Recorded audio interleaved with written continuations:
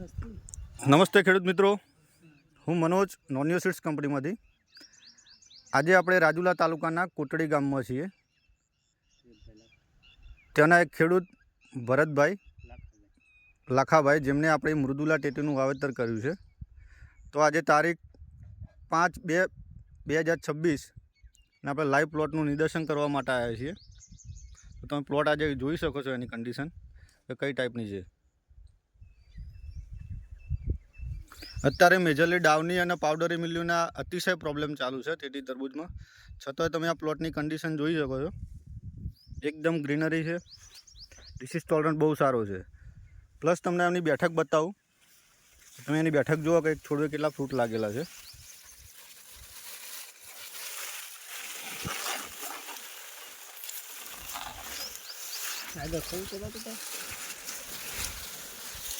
Continue આ રીતે ફ્રૂટની બેઠક છે.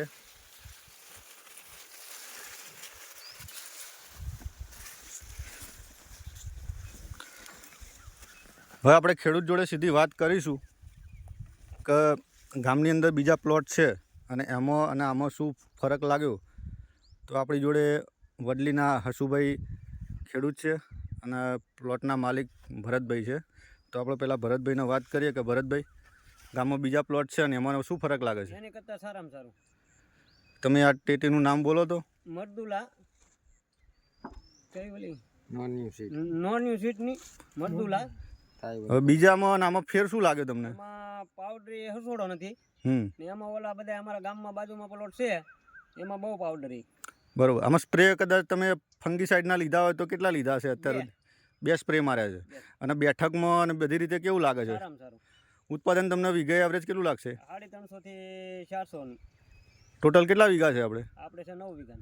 9 વીઘા મૃદુલા કરી છે અને તમને વીઘે 350-400 મણ જેવું ઉત્પાદન લાગે છે. અને ટૂંકમાં અત્યારે સમજો કે 2-4 દિવસમાં હાર્વેસ્ટિંગ આવે એવું છે. પ્લોટની કન્ડિશન તમે જોઈ શકો છો. હવે આપણી જોડે હસુભાઈ છે વડલી ગામના, તો એમને પૂછીએ કે કેવું લાગ્યું. હવે અમને તો સાહેબ આ વેરાયટી બહુ સારી લાગી છે.